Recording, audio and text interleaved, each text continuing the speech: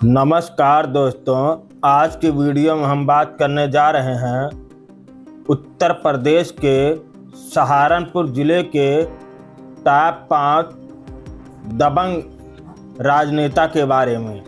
आइए जानते हैं इनमें से कौन कौन से हैं। नंबर 1, हाजी इकबाल। हाजी इकबाल उत्तर प्रदेश के सहारनपुर ज़िले के रहने वाले हैं। हाजी इकबाल पूर्व में बहुजन समाज पार्टी से एमएलसी रह चुके हैं। हाजी इकबाल का सहारनपुर में एक कॉलेज भी है।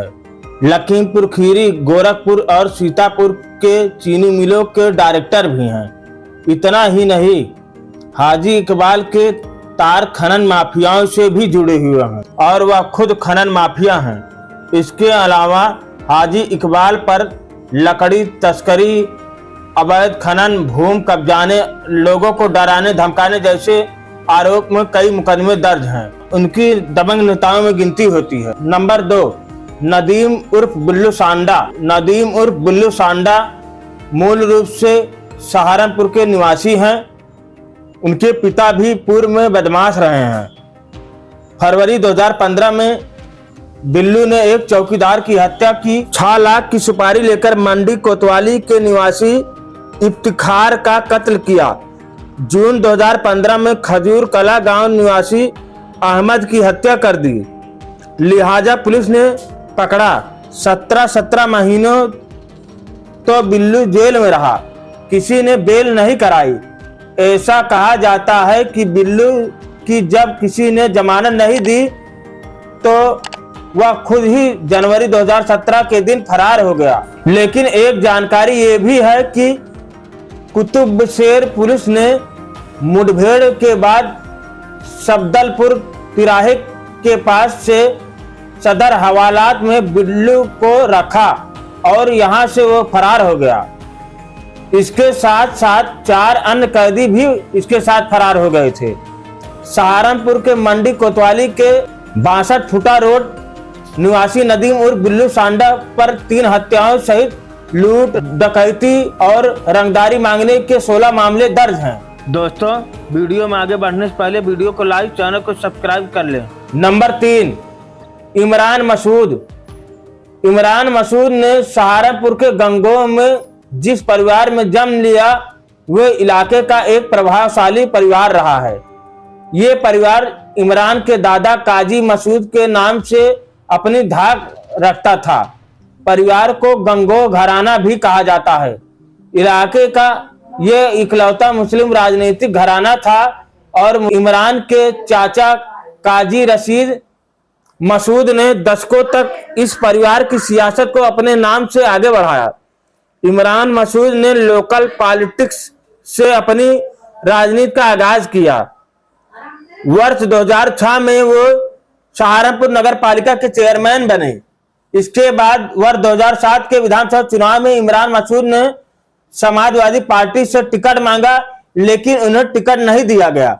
बता दें कि ये वो वक्त था जब इमरान के चाचा रशीद मसूद खुद सहारनपुर लोकसभा सीट से सपा के टिकट पर सांसद थे और उन्हें उपराष्ट्रपति का चुनाव भी लड़वाया गया था। सपा प्रत्याशी जगदीश राणा को इमरान हराकर निर्दलीय विधायक बनने में कामयाब रहे। इसके बाद वे सपा में वापस चले गए। एक तरफ इमरान मसूद का राजनीतिक कद बढ़ता जा रहा था तो दूसरी तरफ उनके चाचा रशीद मसूद उम्र और करियर के ढलान पर थे। लिहाजा वे अपने इकलौते बेटे शाहजहां मसूद को मसूद परिवार की सियासत सौंपना चाहते थे। इसी मकसद से उन्होंने शाहजहां को 2009 में कैराना लोकसभा सीट से सपा का टिकट दिलाया, लेकिन वे हार गए। इसी चुनाव में रशीद मसूद भी सहारनपुर सीट से हार गए। रशीद मसूद और उनके पुत्र चुनाव हार गए। हालांकि मुलायम सिंह ने रशीद मसूद को राज्यसभा भेज दिया था। वर्ष 2012 के विधानसभा चुनाव से ठीक पहले रशीद मसूद ने सपा छोड़कर कांग्रेस ज्वाइन कर ली। मसूद ने भी चाचा का साथ दिया और वे भी कांग्रेस में चले गए। इमरान मसूद ने वर्ष 2012 का विधानसभा चुनाव कांग्रेस के टिकट पर नकुड़ विधानसभा से लड़ा, लेकिन वे ये चुनाव हार गए। इमरान मसूद दूसरे नंबर पर रहे। बसपा प्रत्याशी धर्म सिंह सैनी ने उन्हें तकरीबन 5000 वोटों से हराया था। बताया जाता है कि इस चुनाव में मसूद परिवार के दिलों में भी फर्क आ गया। उधर प्रदेश में अखिलेश यादव के नेतृत्व में सपा की पूर्ण बहुमत की सरकार बन गई। वर्ष 2014 की लोकसभा चुनाव आया तो मुलायम सिंह यादव ने रशीद मसूद को सपा में बुला लिया। इमरान मसूद भी सपा में आ गए। इमरान मसूद को सपा ने सहारनपुर लोकसभा सीट से टिकट दिया, लेकिन चाचा ने उनका टिकट कटवा कर अपने बेटे शाहजहां को दिला दिया। परिवार में तलवारें खिंच गई। इमरान मसूद ने कांग्रेस से टिकट ले लिया। एक तरफ मोदी लहर थी और दूसरी तरफ परिवार आमने सामने आ गया। इसी चुनाव के दौरान मोदी के खिलाफ दिया गया इमरान मसूद का विवादित बयान भी चर्चा में आया। इमरान राष्ट्रीय मीडिया का केंद्र बन चुके थे। मुस्लिम प्रभाव वाले पश्चिमी यूपी और अपने खुद के क्षेत्र में इमरान मसूद काफी पॉपुलर भी हो गए। शायद यही वजह रही कि मोदी लहर के बावजूद 2014 के लोकसभा चुनाव में सहारनपुर सीट से इमरान मसूद को 4 लाख से ज्यादा वोट मिले। वे बीजेपी के राघव लखनपाल से तकरीबन 65,000 वोट से हारे थे। उनकी इस हार में चचेरे भाई शाहजहां मसूद भी अहम फैक्टर रहे। शाहजहां ने ये चुनाव सपा के टिकट पर लड़ा, लेकिन वे महज 52,000 वोट पा सके। वर्ष 2017 में विधानसभा चुनाव आया तो इसमें भी इमरान ने पार्टी के लिए मेहनत की। हालांकि इस चुनाव में भी वे खुद नकुड़ सीट से हार गए। इस चुनाव में धर्म सिंह सैनी ने उन्हें भाजपा के टिकट पर लड़कर हराया था। जीत का अंतर महज 5,000 से कम था। वर्तमान में इमरान मसूद सहारनपुर से सांसद चुने गए हैं 2024 के लोकसभा चुनाव में। नंबर 4, चंद्रशेखर रावण का जन्म दिसंबर 1986 में उत्तर प्रदेश के सहारनपुर जिले के छुतमलपुर कस्बे में गोवर्धन दास और कमलेश देवी के घर हुआ। उनके पिता गोवर्धन दास एक सरकारी स्कूल के सेवानिवृत्त प्रिंसिपल थे। वे एक होर्डिंग के बाद एक बहुजन नेता के रूप में प्रमुखता से आए, जिसमें कहा गया था कि गढ़खौली के महान चमार वेलकम यू को उनके गांव के बाहरी इलाके में स्थापित किया गया था।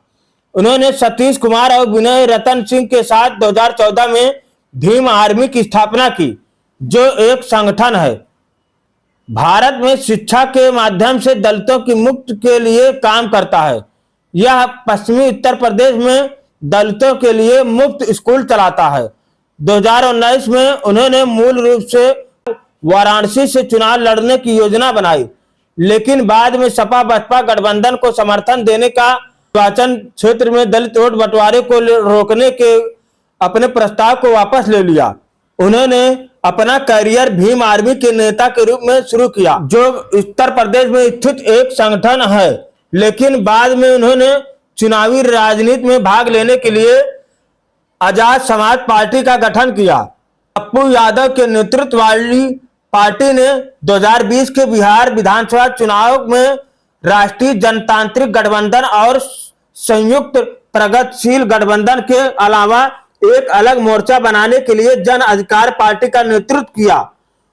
वह अपने पार्टी से नगीना सीट से सांसद बनने में कामयाब हुए।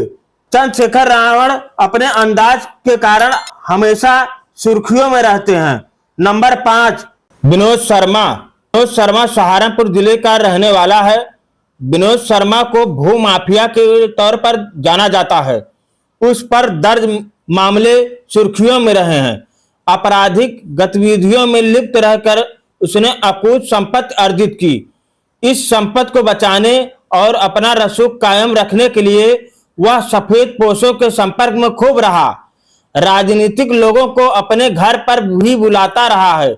इसके अलावा ब्राह्मण समाज को अपने पक्ष में लामबंद करने के लिए भी उसने एक संगठन बनाया हुआ है। इतना ही नहीं, प्रदेश में जब बसपा की सरकार आई तो वह बसपा नेताओं से नजदीकी बना लेता था। तो सपा की सरकार में आने पर सपा नेताओं से करीबी बन बैठता था। सहारनपुर और शामली जिले में ब्राह्मण समाज का सम्मेलन कर खुद को सियासी मुकाम पर पहुंचाने की भी खूब कोशिशें की। इस पर योगी सरकार की कार्रवाई चल अचल संपत्तियों पर चल रही है। आज के वीडियो में इतना ही। मिलते हैं नई जानकारी के साथ, तब तक के लिए जय हिंद। यदि हमारे चैनल पर पहली बार आए हैं, वीडियो को जरूर लाइक करें, चैनल को जरूर सब्सक्राइब करें। धन्यवाद।